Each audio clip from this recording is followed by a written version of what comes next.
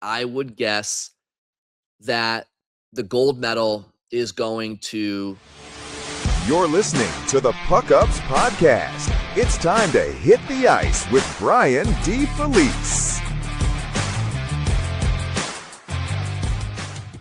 Welcome into episode 9 of the PuckUps Podcast. I am Brian DeFelice, and thank you all for joining me. On today's show, we're going to discuss Bruins surprises so far this season, and if Don Sweeney should feel vindicated 57 games in. We'll also do an Olympic preview and give predictions on the medal rounds. But before we do any of that, just a friendly reminder that if you haven't done so already, to please go ahead and subscribe to the PuckUps on YouTube, Apple Podcast, Spotify, or anywhere else that you get your podcast. And if you want to get in touch with me or be a part of the show, you can email me, info@thepuckups.com. You can tweet at me on X at @BrianDFelice_. You can tweet at the show at the PuckUps, or you can call and leave a voicemail to be aired right here on this show by dialing 617-539-6958. Again, that's 617-539-6958. What hasn't been a surprise so far in this Boston Bruins season? If we rewind the clocks back to last offseason, the conversation was generally around the Bruins being a bottom 10 team again this year. Now, personally, I thought that was possible, but I thought it was more likely that they were going to be a team that would be contending for a wild card spot, at least beyond the trade deadline, right? I didn't know for sure if it would be right down to game 82 or if it would fizzle out at some point in late February or March or something like that. I definitely thought the Bruins were going to be a harder team to play against. There's no doubt about it that the organization has a lot of history and pride and is not one that really would consider having a back-to-back situation of uncompetitive hockey, because that's what happened last year. Even before the trade deadline, the Bruins were just uncompetitive, and we've talked about it in the past, but that training camp to start the 24-25 season was a joke. You had the Swayman drama heading into the training camp. He was unsigned, and Neely had his comments about he had 64 million reasons why Swayman should be playing right now. Swayman went on a podcast over the summer talking about his negotiations and wanting to reset the goalie market. The whole season got off to a bad start way back in the offseason. The Bruins were giving the hockey world drama and news before puck drop even happened on the campaign. Certain players were getting acclimated to the new city. Elias Lindholm, Nikita Zadorov. Lindholm got hurt during training camp. Brad Marchand was coming off of 3 surgeries. The Bruins got off to a bad start. And you had players who underperformed severely in Trent Frederick and Charlie Coyle. And just to name a few, Charlie McAvoy was not himself. So Jeremy Swayman certainly never got his game going. So the Bruins got off to a terrible start, and all year long, they just didn't have the chemistry. They didn't have the mojo. They didn't have any connectivity. Jim Montgomery was a lame duck coach who obviously felt like he had 1 foot in, 1 foot out. And when he got fired by the Bruins, he was in St. Louis the next day, pretty much. So even before the deadline last year, when the Bruins decided to sell pieces and trade away Brad Marchand and Brandon Carlo and Charlie Coyle and Trent Frederick, Justin Brazeau, the Bruins are already a soft out. And that is something that the Bruins clearly wanted to rectify heading into this year. You can tell by the players that they brought in. Now, the players that they brought in didn't come without any controversy. And we'll get to that a little bit later on in the Don Sweeney segment about him potentially being vindicated.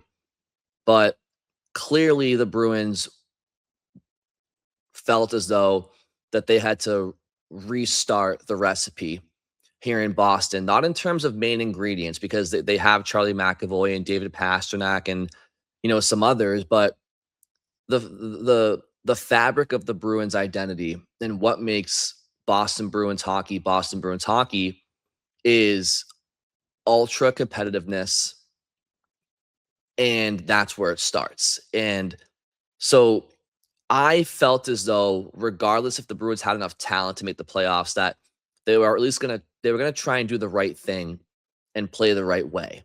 Now, didn't know if it would translate into wins, at least right now, but I thought that that's what they were gonna do. And to their credit, that's what they've done. What I didn't see coming was the Bruins 57 games in at the Olympic break with 25 games to go as the 10th best team in the NHL in both points and points percentage. Right now, the Bruins have a record of 32, 20, and 5. They have 69 points and a points percentage of .605. As I just said, that is 10th in the NHL in both points and points percentage. So surely they have to be top 3 in their division, right? Wrong. Nope. The Bruins are 5th in the Atlantic Division in both points and points percentage. Imagine that. Imagine being 10th overall in the NHL, but yet you're 5th in your division. That just speaks to the parity and the competitiveness in the Atlantic this year. So it's interesting because on the one hand, the Bruins are exactly where they were predicted to be best case, which is contending for a wild card spot, a wild card team in a wild card spot, which is true. That's where they are, but they're also, mere points away from being top 3 in their division. And as I said, they're a top 10 team in the NHL. Okay. So are they a top 10 team because they're lucky? Do the rest of their analytics speak to them being a top 10 team? Well, you tell me. Right now, the Bruins are 9th in the NHL in goal differential, plus 13. They're 6th in the NHL in goals for per game, 3.39. They're 15th in the NHL in goals against per game, 3.14.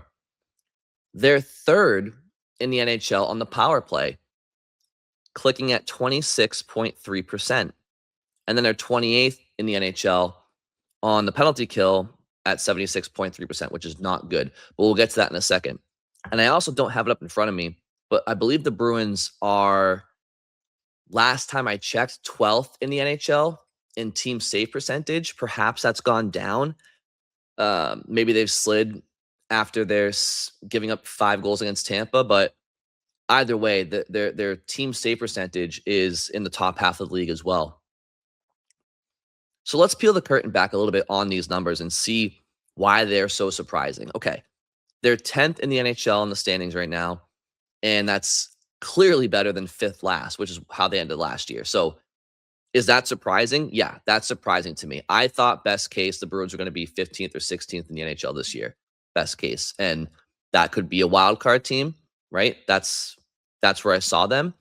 10th, did not see that coming, especially from where they finished last year. Now, granted, last year they finished 5th to last, partly by design, right? You don't trade away Brad Marchand, Charlie Coyle, Brandon Carlo, Trent Frederick, Justin. Like, you don't trade away those pieces as integral as they were or not. Like, obviously, Brad Marchand was way more important than Trent Frederick, and Charlie Coyle was far more important than Justin Brazeau. Like, of course, right? But you don't trade those players and expect to rise in the standings the next 2 months. Like, they did so because the Bruins knew that they had to get back into the top half of the first round of the draft, and by top half, like ideally top 10. And that's exactly what they did.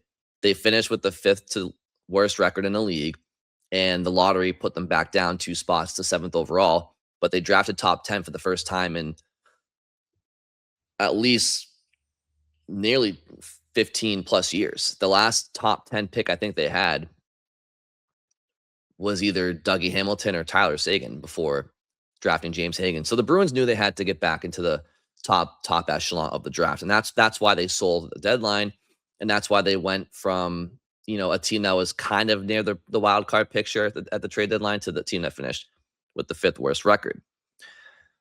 Okay, so that's clear. That's evident, right? That's a huge surprise. Goal differential.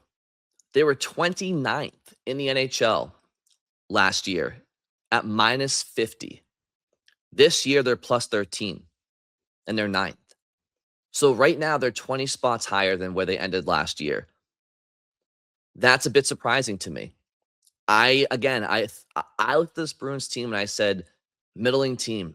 I think they'll be a middling team at best, and that could get them into the playoffs. But I didn't see them being top 10 in really anything.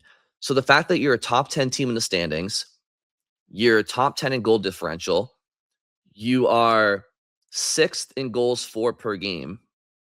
I mean, those are all top 10 categories. Here's another one. As I said earlier, the power play. I did not see this coming. I did to an extent, but not third in the NHL. And I'll explain why I anticipated the power play to be better in just a matter of moments. But last year, the Bruins power play was 29th in the NHL. It was abysmal. They were clicking at 15.2%. And you can look at the individuals on that unit and say that they underperformed. Charlie McAvoy was, he was obviously hurt the whole pretty much second half of the year, but he wasn't doing much before he got hurt either. The biggest thing for me last year that drove me up a wall was their zone entries. They were so predictable. They had no speed. What they would do is they would have McAvoy, or if McAvoy was hurt, Hampus Lindholm or Lohrei, whomever, they would chase the puck behind the net when somebody iced it, and they would gather the puck, and they would skate up to their own blue line, get to center ice, turn their back, and dish the puck back to David Pastrnak, who's all by himself. Okay. That's not in and of itself a great sin. Teams do that all the time. They always put the puck back to somebody who's coming with speed. The problem the Bruins had was that they had nobody with Pastrnak. Everybody else was at the offensive blue line / neutral zone flat-footed. And so David's coming up the whole ice with speed, but he's got a clog jam of his own teammates and penalty killers that are getting in his lane. So they would either break him up, or maybe he would dish it to one of the flanks, but they have no speed, so the defenseman would cave on them and ice the puck again. Or maybe you can try to rim the puck around the boards and dump it in. But again, they had no speed, so the PKers were winning those races to lose pucks and icing it. So the Bruins' entries, more often than not, were just abysmal. And I don't know how they couldn't rectify that mid-season, but they didn't. They brought in Steve Spott in the offseason to rectify the power play, and he's done that because of his attention to detail on zone entries, mainly. And it's not rocket science. What the Bruins do now on the power play, and it's what all the top power plays in the league do, and Steve Spott had experience in Dallas and Vegas, and they always had good power plays. Instead of coming up the ice with a defenseman dropping it back to one forward with the other 3 or 4 players stationary, essentially, at the attacking blue line with no speed, what the Bruins do now is they have 3 or 4 guys coming up the ice together with speed. So you back off the PKers in the neutral zone, and you have options, right? So, and what the Bruins do a lot is they have the double barrel with Elias Lindholm and Pavel Zacha, both guys who have been hurt lately, but most of the year they've been around. And they just come up with way more speed. Speed and options, they come up as a unit. And so that has allowed the Bruins to gain zone entries a lot. And then in the offensive zone on a power play, you have multiple lethal shooting threats with Morgan Geekie and David Pastrnak on either side who can make plays and make things happen. And Charlie McAvoy has been much, much better this year running the power play. And so it's just been a way more cohesive unit. And I did not see Boston going from 29th to 3rd. I thought that the Bruins had a chance, if all went well, to be a middle-of-the-pack power play. Simply because I just didn't see enough last year. And while I was excited about Steve Spott's hiring and that he was going to come in and help the power play. I didn't see it being top 10, certainly top 5 or third. So to me, that is a major surprise. Another surprise, but this is more of a negative, is I'm surprised at the penalty kill being as bad as it was last year. Right now, the Bruins have a mirroring penalty kill conversion rate as last year at 76.3%. Last year, that was 29th in the NHL. Right now, that's 28th in the NHL. With how many penalties the Bruins take, which is not that surprising because they were a heavily penalized team last year. And when you have management talking about piss and vinegar in the offseason, and you see some of the guys that they signed, you have Nikita Zadorov and Tanner Jeannot and Mark Kastelik and Charlie McAvoy, all these guys who take a lot of penalties. It wasn't too surprising to me to see the Bruins be among the heaviest penalized teams in the league this year. It's way too much. They need to cut back, but I'm not surprised that they're among the most penalized teams. What I am surprised about is how the penalty kill has just, the floor has fallen beneath their feet the last 2 or 3 months.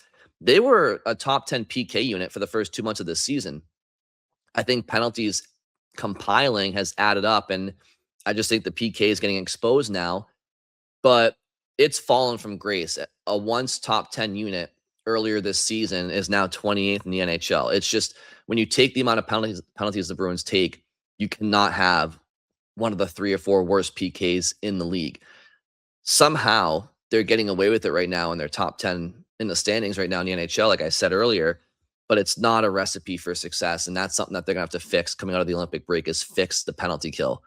So I'm surprised that with Jeremy Swayman having a bounce back season, I'm surprised with Nikita Zadorov playing as well as he's played, Charlie McAvoy playing as well as he's played. And the fact that they have good penalty killing forwards. I mean, Elias Lindholm, Pavel Zacha, Sean Corrali, Mark Kastelik has taken a step this year and showed he can be a big PK guy. It's surprising to me a little bit that the Bruins PK is struggling as bad as it was last year, at least. So for me, I would say those are the biggest surprises this year in terms of team analytics, right? I'm very surprised that they're a top 10 team in the standings right now in the NHL. I'm equally surprised that a top 10 team in the NHL can still be 5th in their division. Like that is hard to wrap your head around. And that's not even a Bruins thing, just league wide. I don't know how that happens. That's crazy that the Atlantic has 5 of the top 10 teams in the NHL. But yeah, going from what was it, 28th in the NHL last year in the overall standings, whatever it was, to 10th right now. Again, there's still 25 games to go. So this season is not over. But to this point, 57 games is a heavy chunk of the season. We're not talking like American Thanksgiving at this point. We're talking 57 games in. There's only 25 games left when they come back from break. So they're a top 10 team in the NHL. Very surprising. Even though they're still 5th in their division and they're still wild card too, they're right on the doorstep of being top 3 in their division. That's how close the standings are. So that's surprising. The goal differential is very surprising to me. To go from 29th minus 50 to plus 13, that it takes an army. Like kudos to Marco Sturm. Obviously, there's been a handful of bounce back performances from certain players, but and Jeremy Swayman is the top of that list. But still, I mean, that was, that's a net 63 right there, like difference in goal differential. So, yeah. And then, like I said, just the power play going from 29th to 3rd. That's a major surprise to me. Major surprise. But when it comes to Don Sweeney, okay, the season's not over. But if you're Don Sweeney, wouldn't you feel vindicated right now? Because for the last calendar year, ever since the Bruins rightfully decided to be sellers at the trade deadline last year, a lot of the decisions that Don Sweeney has made in terms of player personnel has been beneficial to the team and have proven to be either good signings or trades. So I'll rattle off some of those players off the top of my head, but like, the Victor Arvidsson trade, I hand to the sky criticized that. I didn't understand why 5 minutes before free agency opens that you're trading for an aging, injured, middle six winger who is kind of a shell of who we used to be. Well, I'll get to his performance in a little bit. Tanner Jeannot, I was baffled at that signing. Not because I don't welcome his tenacity and physicality and whatnot, but he just hadn't produced any sort of offense in the last 4 or 5 seasons at all. He had a great rookie year where he had 40 plus points and 20 plus goals, but he was a far cry from that for the last 4 or 5 seasons. They gave him a pretty good commitment there for 5 years. So I was surprised by that. And I was very skeptical of it, especially for a team that needed, more talents. But clearly the Bruins were like looking at the situation as we need culture. We need to reestablish our culture and identity, and then the talent will figure that out afterwards for the most part. But Jeannot turns out to be a great signing.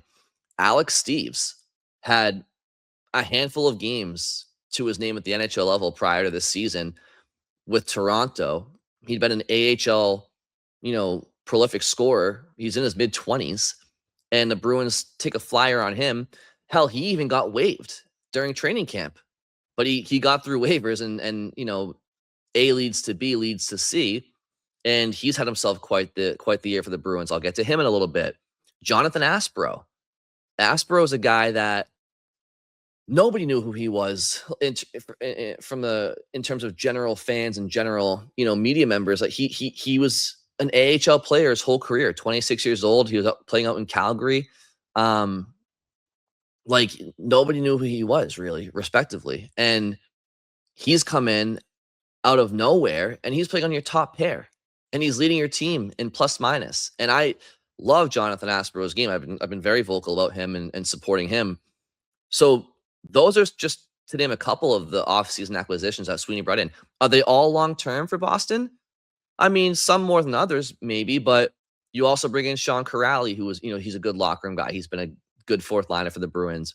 Mikey Eyssimont, he's been decent for the Bruins in a depth forward role, right? But you can also trace it back to last trade deadline, right? And Fraser Minton and Marat Husnudinov, bringing those guys in, like, and Casey Middlestad. Every player I've mentioned, they're all having good years for the Bruins.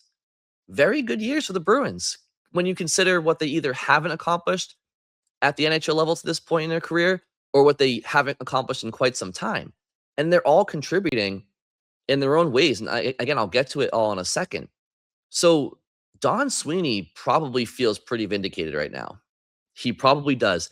Now let's go back to the summer and go back to free agency back on July 1 and hear what Don Sweeney had to say about what he's looking for out of his team going forward following some of the acquisitions that he made on July 1st. How much was just being harder to play against an element of some of the players that you brought in free agency and just in general, this offseason games? I think we've always been a team since I've been here that prides ourselves in that, and that's defensive structure I talked about. We were, at times last year, even when we had our group, we were an easy out, and I can't stand for that. So we are going to reestablish that, and I said that's part of again, when you have iconic players and people that are driven, that we've had the fortune of having and leading our group here for a long period of time, the next group needs to really, really embrace that. We had injuries, there was a factor involved in that, but now we've infused that. We have guys that are self-starters. We have guys that are going to show up in practice. We have guys that are going to show up when the whistle blows and drag people in with them. And if they aren't dragged in, then they won't play. The Bruins lost their way last year. And as I said earlier in the episode, it started even before training camp. But you had Jeremy Swayman on a podcast talking about his ongoing contract negotiations and wanting to reset the goalie market. You don't air grievances on a public podcast. You just don't. You know why? Because in a market like Boston or Chicago or New York or Toronto or Detroit or any, Montreal, any Canadian market beyond the original six, like, hockey markets, they're gonna make stories out of anything if they can. And so Jeremy Swayman had to have known that he was gonna cause a storyline. People are they're gonna talk about it on the radio. They're gonna write about it in the newspapers and online. And so it caused a distraction, is what it did. And then, there was further banter and back and forth. And then, like I said earlier, Sweeney makes the comments that he makes, and it just turned into a shit show. And the Bruins just, and not to blame that one situation on everything. I'm just saying that was kind of the beginning of what ended up being a season long facade. Like, the team was just disconnected, disjointed, looked uninspired. It was not the Boston Bruins that we were watching. They looked like they were it was an unrecognizable product. And it wasn't just because of the wins or losses. It was because of the lack of heart. It was the lack of heart and determination that you saw out of last year's team. So clearly the Bruins looked at the situation and said, we have to get back to who we are. And how are we going to do that? We need to bring in the right people. And so that's what they've done. And I wrote about this past off season, but to me, the 25-26 season for the Boston Bruins, regardless if they made the playoffs or not, was about reestablishing structure and identity. And it's reminiscent to me of the 2007-2008 Boston Bruins season, where you come back from the NHL lockout and you have 2 shit years. You finish 13th in the East in back-to-back years. You've traded away Joe Thornton. And then, obviously in the summer of 2006, you did bring in Chara and Savard, but it didn't really, it changed the culture. Like, Chara changed the culture immediately, but there were no dividends yet. It was a slow burn. But that 2007-2008 season, Chara was in his second year now as captain, and then they brought in Claude Julien. And Claude Julien was a defensive-minded coach. And between having an absolute defensive giant on the back end in Chara and then a defensive-minded coach in Claude Julien, the Bruins in 07-08, they busted their hump to an 8th seed playoff team, even without Patrice Bergeron, who was hurt 95+% of the year with a concussion from the Randy Jones hit from behind. But that Bruins team, their goal that year was to reestablish culture and identity that had been missing in Boston for quite some time. And it wasn't an overnight success. You end up having a really promising first round against Montreal in 08, where you pushed the top seeded Canadians and hated rival to the brink of elimination. So your season ends in defeat in 08, but it also ends with optimism and hope for the future. Then the following year, they build on that. They're the best team in the Eastern Conference. They go out in the second round, but they're building. The following year, you continue to build, and you fall to the Flyers in round 2. Granted, the Bruins are pretty banged up. People forget that. But you're building. But I will say, at the end of the 2010 season, that was devastating. I don't think that anybody thought there was a cup coming the following year because it was just such a devastating loss. But again, they do win the cup in 2011. So it starts from reestablishing structure and identity. You need the right pieces in place. You still need core pieces in place, right? If you don't have David Pastrnak and Charlie McAvoy, it's tough to really, hang your hat on reestablishing structure and identity because you don't have any stardom to go with it. You have to have that mix of star power and blue collar work ethic. So when I heard Don Sweeney say that, he's not going to stand for it anymore or tolerate it, I believe that, and nor should they. Last season was an abomination. I'm glad it happened. Because it brought the Bruins back into the top 10 of the draft, and they desperately needed to, because they had no succession plan internally for Patrice Bergeron or David Krejci's retirements, and it was long overdue for the Bruins to have some high-end draft capital and prospects. And they are replenishing. They have replenished on the fly, and they continue to. This time last year, the Bruins didn't have James Higgins. They didn't have Will Zellers, right? They didn't have 5 first-round picks over the next 3 drafts. Like, they didn't have this stuff, right? So, I mean, their prospect system is night and day from where it was this time last year. And the Bruins knew that what they had to do is get back to basics, essentially. You have to respect the game. You have to be fundamentally structured. And they brought in Marco Sturm as head coach. And Marco Sturm lived it as a player. He was here during he was part of the Joe Thornton trade. So he came in during the 05-06 season, and he was here when Chara came in the summer of 06. And he was there when the Bruins made the playoffs again in 07-08. And he was there when Zdeno Chara established the culture of we're going to practice like we play. We're going to practice and play against each other harder at Rastusha than we're going to play against our opponents at the Garden, because that is how you create a winning culture.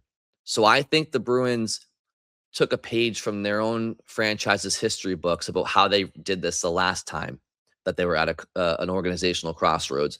And so far, to their credits, it's going according to plan.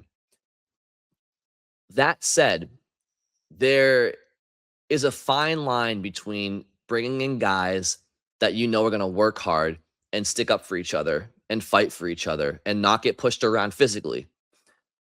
But can those guys generate enough offense at 5-on-5 to score?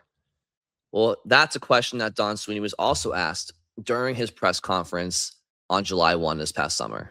You have enough in the tank right now, 5-on-5, talent-wise, to score enough goals to get back that level that you're talking about, just beyond the power play success? I think that's the area that we're going to have to make sure we're executing at, in the style Marco wants to play. If there's a deficiency of any club starting the year, you point to that and say, hey, this group's going to have to work hard to score the goals, and put it together. They're all capable. Arby's capable of scoring 20 goals. Geeks now's capable of scoring 30. That doesn't mean I'm anointing the high sides of their careers. But I do believe when you put the whole group together and what they're capable of doing, we'll score enough if we play the right way. And we'll defend a hell of a lot better. And I expect our goaltending to be significantly better. So the 5-on-5 scoring, that was the biggest question that I had heading into the year. I thought that their goaltending would be better. I did think Swayman was going to improve and get back to being the player that we all thought he should and could be. I did think that the Bruins were going to be a harder out. I didn't know if they were going to have any less outs, but I thought they were going to be a harder out. I didn't think that a roster with Nikita Zadorov, Charlie McAvoy, Tanner Jeannot, Mark Kastelik, Sean Corrali. I just didn't think that players with that type of character were going to allow teams to push them around and bully them. There was just no way, right? But you still needed everybody to kind of tug on the rope and perform at least to standards that they had yet to achieve because they were too young. They're too young in a league, or a standard that they have not reached in quite some time. So Fraser Minton, for example, and Marat Husnudinov. Right now, Husnudinov is on pace for 39 points in 77 games. Okay? He hadn't strung together a 15-point season in his career. And now, granted, he's only 23, but he hadn't done it yet. So the Bruins were banking on Husnudinov being what he's turning into. Okay, great, he has. Fraser Minton, he's in the Calder race right now. He's probably 4th or 5th favorite right now in the Calder voting for Rookie of the Year. And if he has a strong 25 games to finish off and other players ahead of him tail off, he could be a finalist for the Calder. He has 40. He's on a pace for 42 points in 82 games this year. Again, he hadn't had a chance to do it. He only had 25 games in the NHL to his name prior to this season. So Husnudinov and Minton, they were going to be asked to reach heights that they hadn't yet done in the NHL. And to their credit, they are doing that.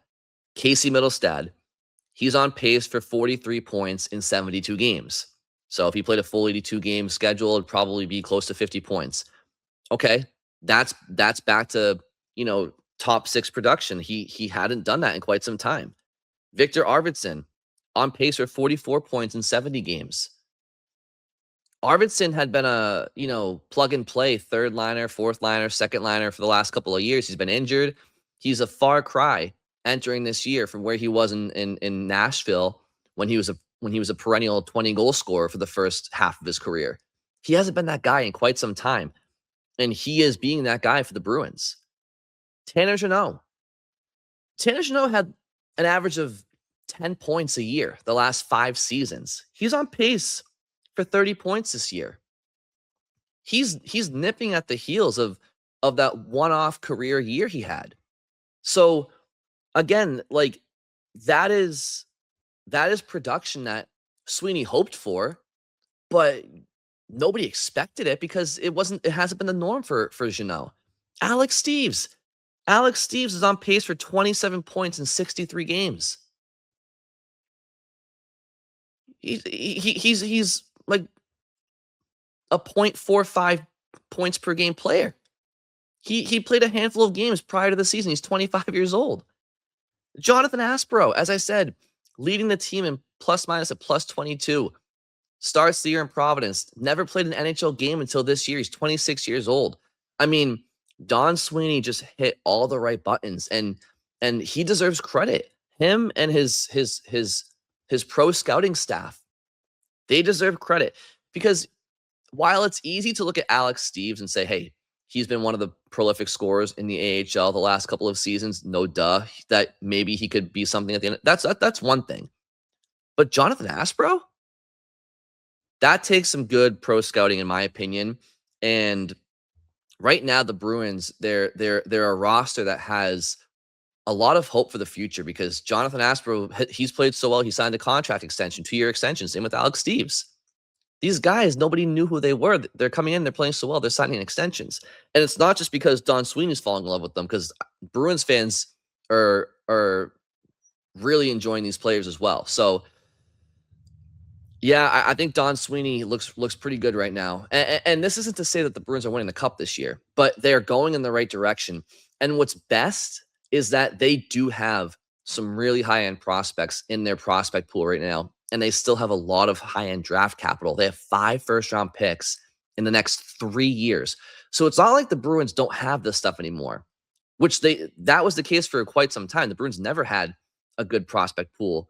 And it never had, top draft picks. So the fact that the NHL product is doing what it's doing right now, and they still have the promise and hope of their prospects like James Higgins, Will Zellers. I mean, Dean Letourneau. Don Sweeney probably is loving what Dean Letourneau is doing at BC right now because he was made a fool of, right? Don Sweeney had been shit on for the Dean Letourneau pick because Letourneau didn't put up much of any production in college hockey as a true freshman.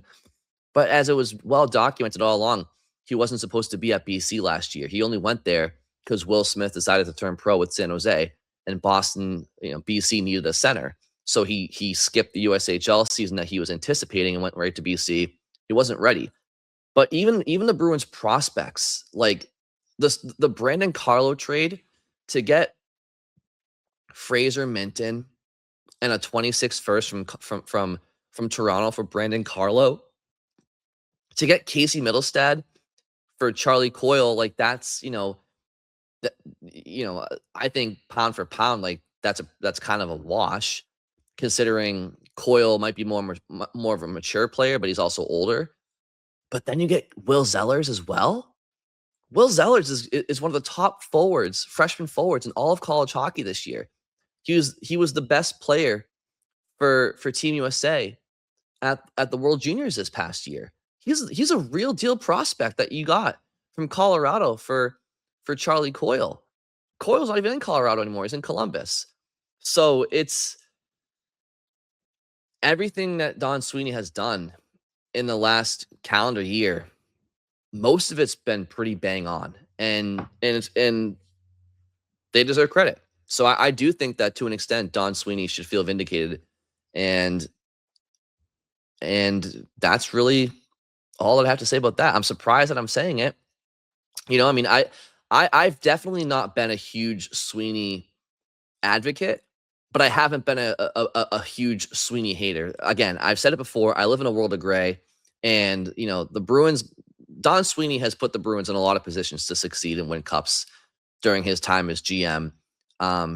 He's also had some blunders and whatnot along the way. So, you stay at one job long enough, you're going to do some good and some bad.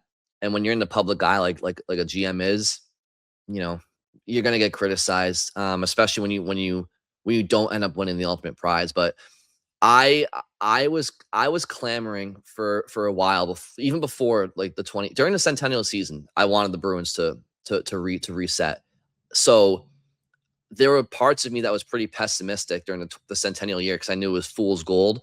I'm like, okay, Coyle and Zacha, they're playing good as a 1 and 2 center right now, but then that's not real. Like, you're not going to win a Stanley Cup with Coyle and Zacha. And so, I understood it. Like, you're not just gonna sell at the deadline when you're a top 10 team in the NHL. But I knew that the Bruins had to they didn't have their future assets. They needed future assets. They didn't have them until last spring. So I was actually very happy that last season went south because it finally forced the Bruins to do what they should have done.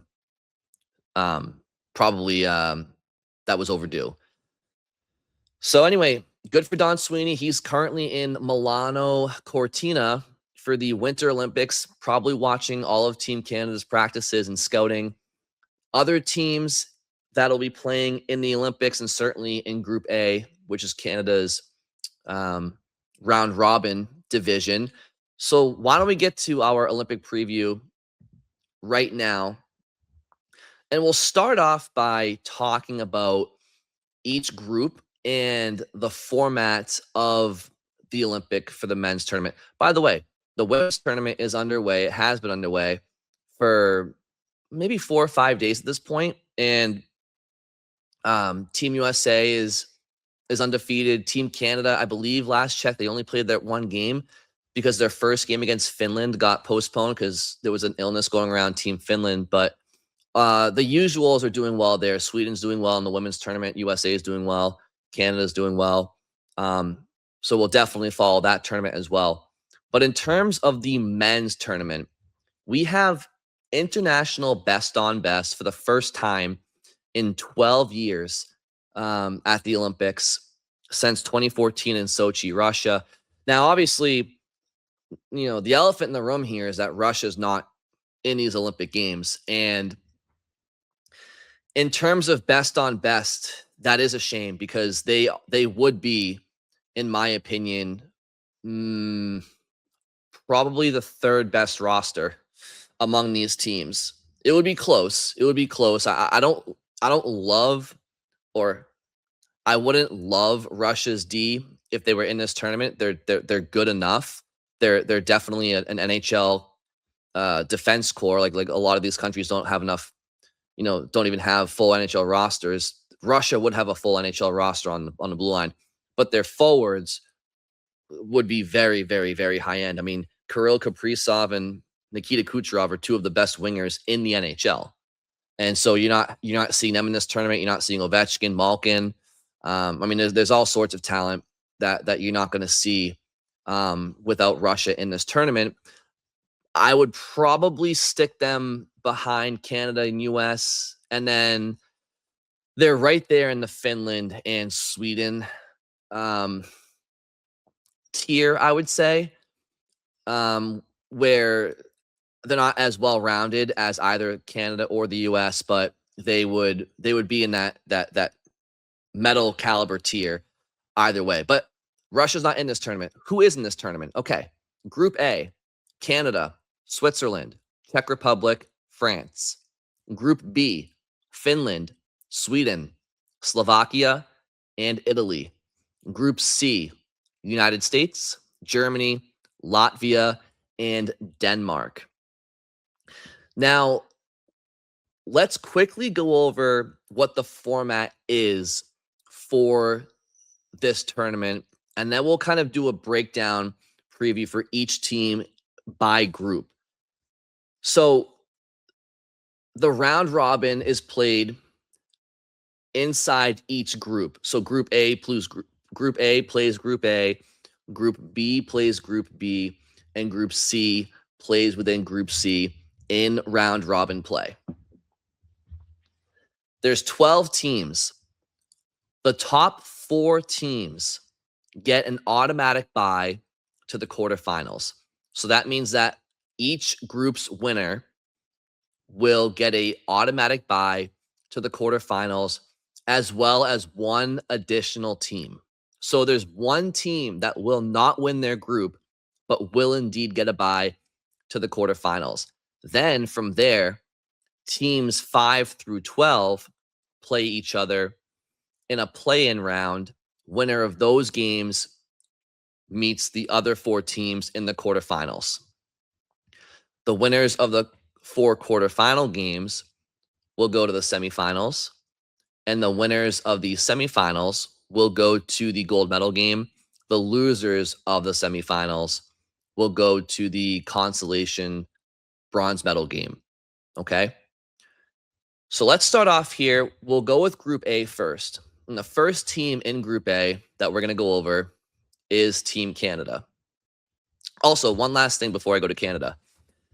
The graphics you're about to see, okay, they are, for the most part, line charts that have been used in practice so far over in Milano Cortina. So, for the most part, these are pretty accurate. I'm also going to say right now that for teams that, what I did with these graphics was I only included players from these rosters in these graphics that are either current NHL players or have recently played in the NHL or played in the NHL for a long time.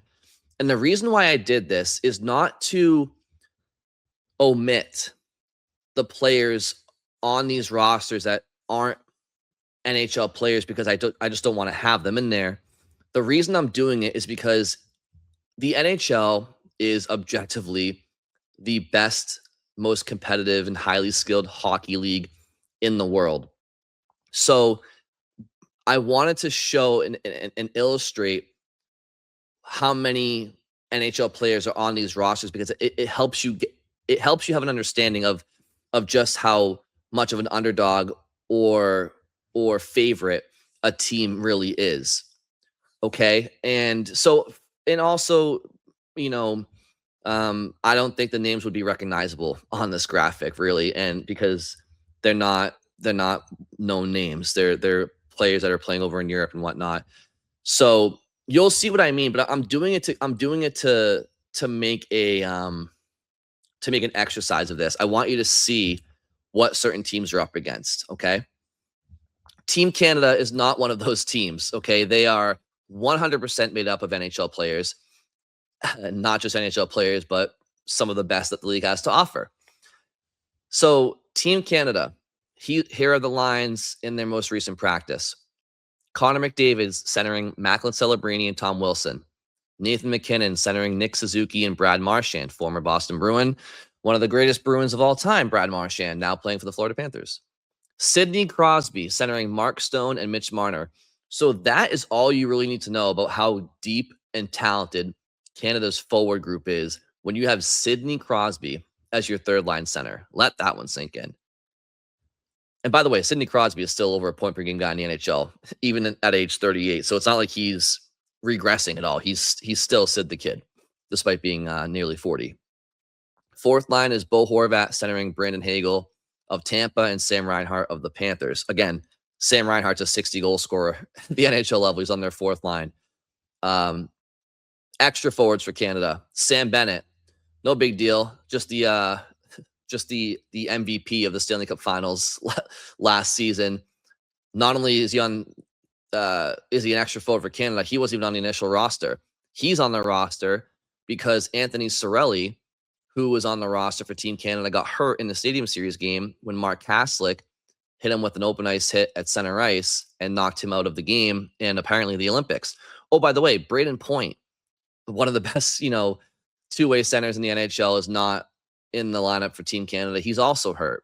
So, I mean, Canada, as good as their forward group is, it could be even better, especially if Braden Point was in the lineup. I mean, Sam Bennett versus Anthony Cirelli, I don't think that's much of a downgrade at all, to be honest. But yeah, so Canada's Seth Jarvis is the other extra forward for Canada. On defense, you have Devon Taves and Cale Makar, Colorado Avalanche defense pairing. So there's familiarity there, ton of skill. Cale Makar is the best player at his position in the world. Josh Morrissey, Colton Parayko, Drew Doughty, Thomas Harley. I'm surprised to see Shea Theodore on the fourth D pair for Canada, which means that he theoretically would be a healthy scratch along with Travis Sanheim. Shea Theodore, I feel like, should be in Canada's top 6. Maybe I'm reading too much into these practice lines, but that's just me. And in goal, you have Jordan Binnington, Darcy Kemper, Logan Thompson. So my quick read on Canada is that do they have the most well-rounded roster in the tournament? That I'm not sure about, genuinely. I think that the Americans have a case to be made there for that. In fact, I do feel like the Americans have the most well-rounded roster, but like I said, we'll get to that later on. But I do think that Canada has the best of the best, right? Like, you have between Connor McDavid, Nathan McKinnon, Cale Makar, right there, I think you have the 3 best players in the entire tournament. Then you talk about Macklin Celebrini, who's a young 19-year-old phenom. Sidney Crosby, again, one of the greatest ever plays, your third-line center. There's skill, talent, and pedigree up and down this lineup, and I think the Canadians are the favorite to win the gold, as they should be. I think that when you talk about best on best, you have to have Canada as the favorite. As good as the American roster is, and Swedes and the Finns, if we're talking betting favorite, I think it has to be Canada, just because, as Ric Flair once said, to be the man, you have to beat the man. And obviously, there's been gold medal winners the last couple of Olympics that weren't Canada, but again, it wasn't best on best. And we all know that those tournaments, all due respect to the athletes involved, those weren't realistic in terms of the outcome. I think where Canada is vulnerable, I think, is in goal. And I don't think that they have the best blue line in the tournament. They have the best defenseman in the tournament, but I don't think 1 through 6 that they have the best blue line. They have one of the best, but I don't think they have the best.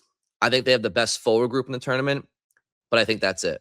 I think the best decor and the best goaltending go to other teams in this tournament, but I still think it makes them the overall favorite, just because, like I said, to be the man, you have to beat the man.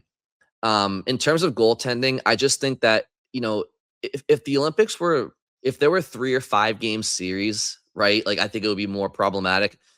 In these one game tournaments, 1 game elimination tournaments, as we've seen with Jordan Binnington at the 4 Nations, like, it just takes somebody to get hot in 1 game. So I actually don't think goaltending is as much of a weakness as some people may think it may be, for not just Canada, but even like for the US, right? Everybody talks about the US's goaltending. It's like, okay, yeah, if it was a 7-game series, I would love the US's goaltending. But again, these 1-game tournaments, it doesn't take much, right? So we can move on from Canada. We'll head along to the Swiss.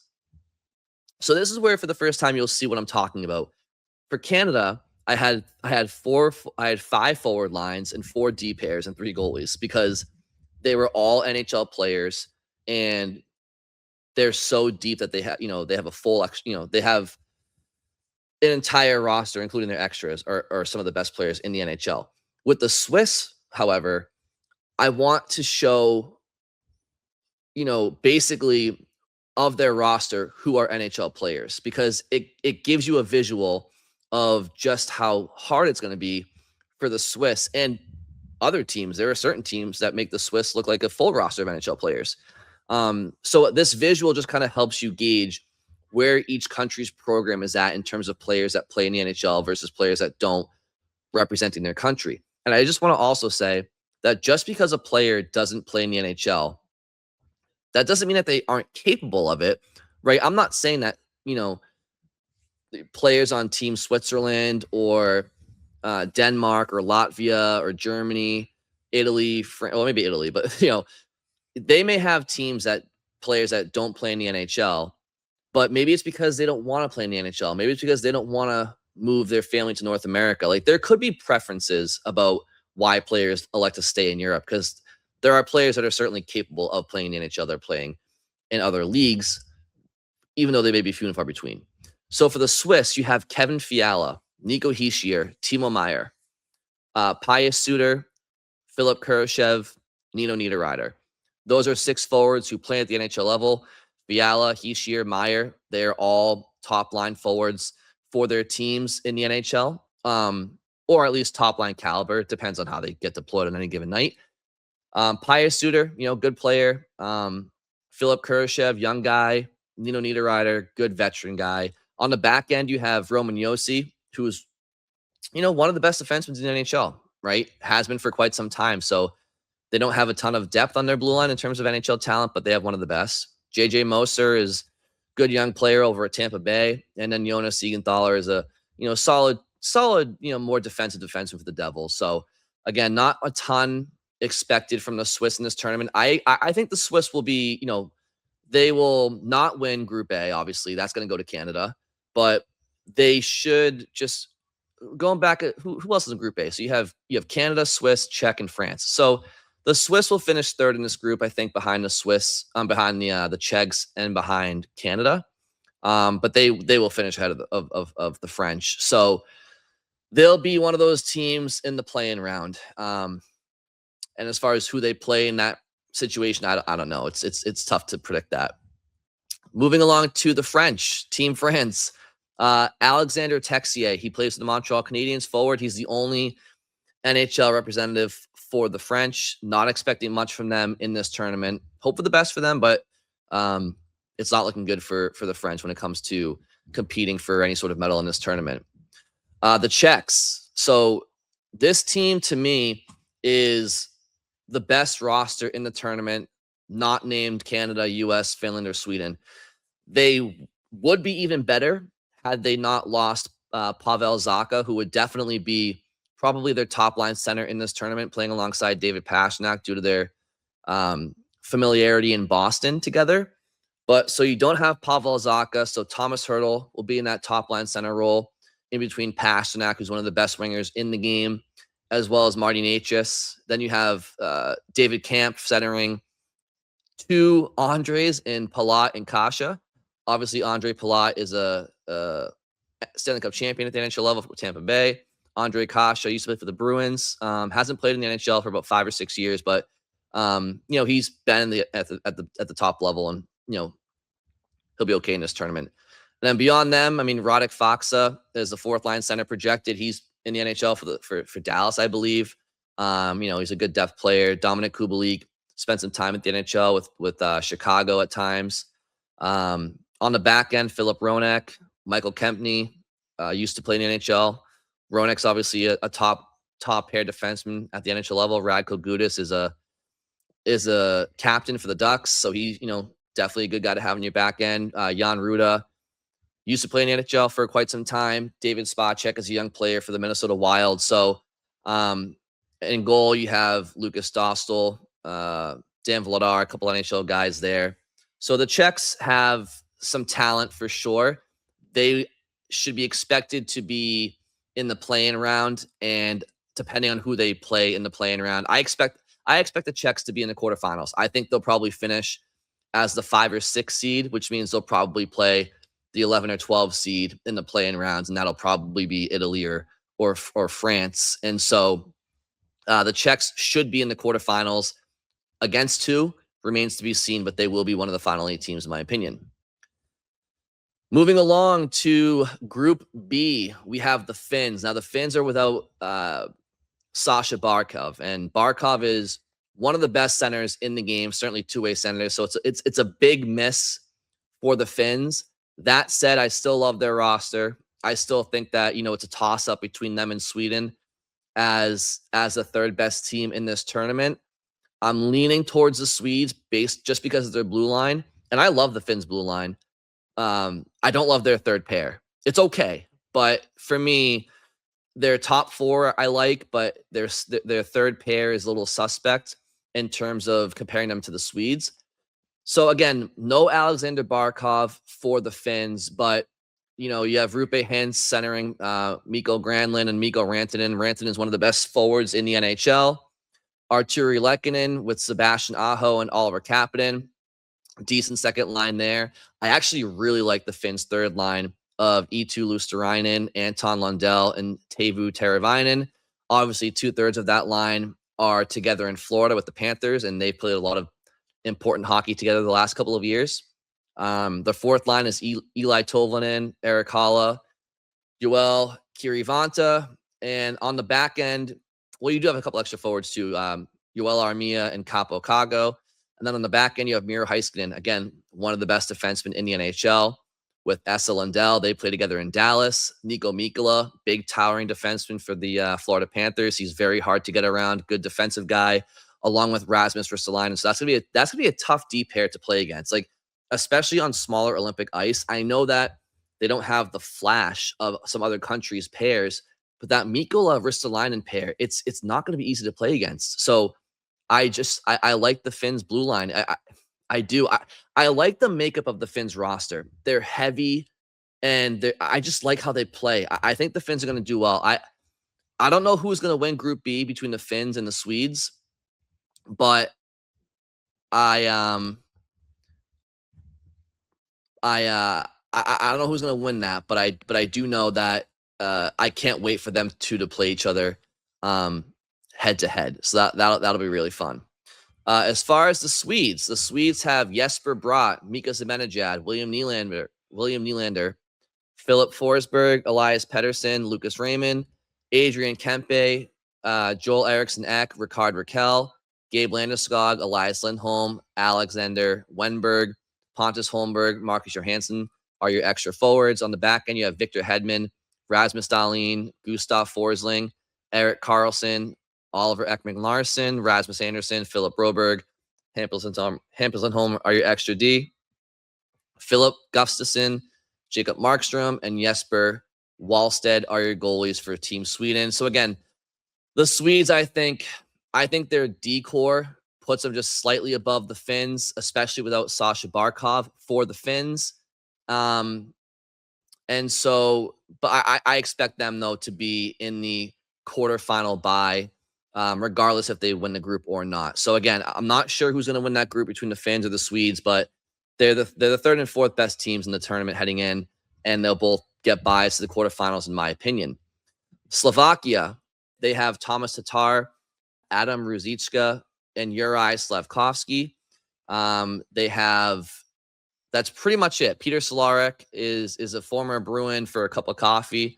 Martin Pospisil. They have Dalibor, Dvorsky. I mean, they don't have much up front. The Slovakians are actually a program that has kind of gone downhill as far as international prominence. They used to have really good teams in the late 90s and 2000s, where you would have Marian Gaborik, Marian Hossa, Zdeno Chara, Miroslav Satan. There's Martin Hanzel. Off the top of my head, I'm blanking a little bit, but they had tons of talent, and they kind of gone downhill. Juraj Slavkovsky is really the only name here that kind of pops. Thomas Tatar is a good NHL veteran who's not currently playing in the NHL. But yeah, I just think the Slovaks are going to have some trouble. They're going to have some trouble competing, I think, ultimately. I think that, they're not going to win their group. They're going to come in they're going to come in third in their group. They'll come in front of the Italians, but not a ton of expectations for the Slovaks in this tournament. Martin Ferivari, Simon Nemec, Eric Chernak, those guys are decent, defensemen for sure in their own rights at the NHL level, but not enough depth for the for the Slovaks in this tournament. As far as Italy, the host country, they have no NHL or AHL representation in this tournament. So, fellas, go ahead and make a Disney movie. Go shock the world. But yeah, they should be finishing. To be honest, I can't tell you much of a difference between France and Italy in terms of how good each team may be compared to each other. But I think, to have Italy as 11-12 in this tournament, playing the 5 or 6 seed in the play-in round is exactly where they will finish, barring any sort of miracle. Heading over to Group C, now we have the Americans. So if you're looking at the screen on YouTube, or it's similar to the Canadian roster where there's just not enough room on this page for all these star names. But at practice, you have Austin Matthews centering Jake Gensel and Matt Boldy. You have Jack Eichel centering the Tkachuk brothers. Dylan Larkin centering Kyle Connor and Tage Thompson. Tage Thompson, an addition from the Four Nations face-off roster, was not there at Four Nations. Brock Nelson centering JT Miller and Jack Hughes. Clayton Keller, Vinny Trocheck are your extra forwards. Charlie McAvoy and Quinn Hughes, your top pair defense. Jacob Slavin, Brock Faber. Interesting, I thought Faber may have played with Quinn Hughes, and maybe he still will because they are pairing together in Minnesota, but they go with Slavin and Faber. They played together at the Four Nations. And then Noah Hannafin and Zach Werenski. Again, Zach Werenski was a Norris finalist last year, and he's on your third D pair. Jake Sanderson, Jackson Lacombe are your extra D pair, at least according to practice. Then in that is Connor Hellebuck, Jeremy Swayman, and Jake Ottinger.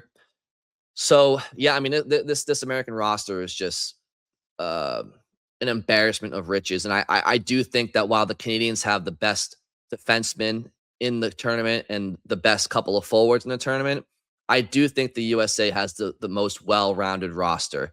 I don't know how beneficial it's going to be that they have the best goaltending, just because it's not, like I said, it's single game elimination, and all it takes is, one bounce here or there. But I do like the Americans in this tournament, and it's the best team that they've ever given on paper to the Olympics, and very much looking forward to them. They're going to breeze their way through the group stage, and they will have a bye to the quarterfinals, no doubt about it. The Latvians are also in Group C. Zemgus Gurgensons, Teddy Bluger, Kasper Dogovins, some wily veterans there. Edwards, Trailmax, Don Zloshmela, Sandis Valamis. He had the infamous elbow against Charlie McAvoy. Those are some notable names up front that have either played at the NHL level before or currently, or are prospects in North America. And then Uvis Balinskis, he's a defenseman for the Panthers, good player. He is the lone defensive representative for the NHL on this roster. Elvis Merzlikins, obviously, over in Columbus, is an NHL goaltender. So the Latvians, again, I mean, they'll be battling with Germany and Denmark in this tournament for second place in Group C. But let's call it for what it is. Group C is going to the Americans, barring any sort of crazy upset. And they'll be battling in the play-in stage with, probably, the Swiss or the Slovaks or something, honestly. So, but you know what? The Latvians had a good showing a couple of world championships ago. And, hey, they're a program that's on the rise, respectively to them. So hopefully they'll have a good showing for themselves. Now, the Germans are top-heavy with Leon Draisaitl and Tim Stützle. I think they'll probably put them on separate lines because I think Germany's going to elect for some top six depth. Tim Stützle is obviously over a point per game center for the Ottawa Senators. He's 24 years old. So I don't think they'll put him on the wing. I think they'll keep him at center because that's probably where he plays best. And again, they'll use Stützle and Draisaitl. Again, Draisaitl is one of the best forwards in the world, not named Connor McDavid. They'll put them together in power play situations and if the team's down a goal or needs a goal. But I feel like they'll probably separate them at 5-on-5 for the most part and elect for balance, especially in terms of matchups. JJ Peterka, right winger, legit, top line guy at the NHL level. He'll probably definitely be in that top six. Lucas Reichel, young kid who's been moved around from Chicago to Vancouver at the NHL level. Now he's not even in the NHL at all. He's had some character issues probably. So, but on this team, he'll be a top six forward, I think. Nico Sturm is an NHL player. Tobias Reeder, Dominic Cahoon, those guys have NHL experience. Moritz Seider is in the running for the Norris Trophy this year. So again, Germany, what they lack in depth, they have it in high-end skill, but it won't be enough to win the group stage, and they'll be in the playing round as well. And then to finish off, we have Denmark. And Denmark, I'm not expecting much from. The only names that you'd recognize from the NHL are Nikolai Ehlers, who, again, great player, but, one guy's not going to get it done. Lars Eller is a good journeyman NHL guy, depth forward. Oliver Bjorkstrand, again, he's a middle six forward at the NHL level. And then they have Freddie Anderson in goal. Nobody really notable on the blue line from North America at all, actually. So it's going to be tough for some of these teams to compete. But if I had to give my predictions, I'm going to say that the 4 teams getting their buys to the quarterfinals are Team Canada, Team USA, Finland, and Sweden. And then I think the Czechs will be probably 5 or 6. They'll make their way to the quarterfinals. I think that it's tough to predict the rest, but I do think that 5 of the 8 teams in the quarterfinals would be Canada, Finland, Sweden, USA, and the Czech. I don't know how that bracket's going to shake out. If if the 1 seed and the 4 seed will be in the same bracket, or if the 1 seed and the 2 seed will be in the same bracket. So I don't know if the US and Canada will meet in the semis of the gold medal game. It just depends on how the bracket shakes out. But at the end of the day, I'm just going to bring it back to me here for a second. At the end of the day, for me, it comes down to when does the US and Canada play? I expect them to play. I don't know if it will be in the gold medal game or the semifinals. I will say this. I have a hard time picking against Canada here just because they have so much star power. And as I said, the best 3 or 4 players in the world are on Team Canada. But there's something about the American roster where I just like the makeup of them, and I do like their goaltending, and I do like their blue line. So if I have to give a guess right now, I would guess that the gold medal is going to Team USA. And I know that's going to make me sound like a homer and make me sound biased, but I just think that, the US's time, I think it's here. Like, they've been knocking on the door for a long time. Silver medalist in 2002, silver medalist in 2010. They lost to Canada in the semis in 2014, barely. I just think that, we saw what they did at 4 Nations. They were without Quinn Hughes. He's going to be a huge addition to the American blue line for this Olympic tournament. And I just think that, again, it's tough because it's single elimination and anything can happen in one game. Ironically, I actually might like the US versus Canada more so in a series, because I do think that's where defense and goaltending comes through. I don't think the US has that advantage so much in a 1-game situation, and Canada has so much talent up front that, Connor McDavid can do whatever he wants at any point. So same can Nathan McKinnon, and Macklin Celebrini is showing that he can probably do that too. So, maybe the best way for the Americans to win gold is for them to not play Canada, but we want to see Canada-US. And if we do, and the Canadians win, I'll be happily wrong. But I'm going to go with my boys in the red, white, and blue, and we'll see how it all shakes out. So thank you all very much for listening. Enjoy the start of the men's Olympic tournament, and we'll be back here on Friday to discuss.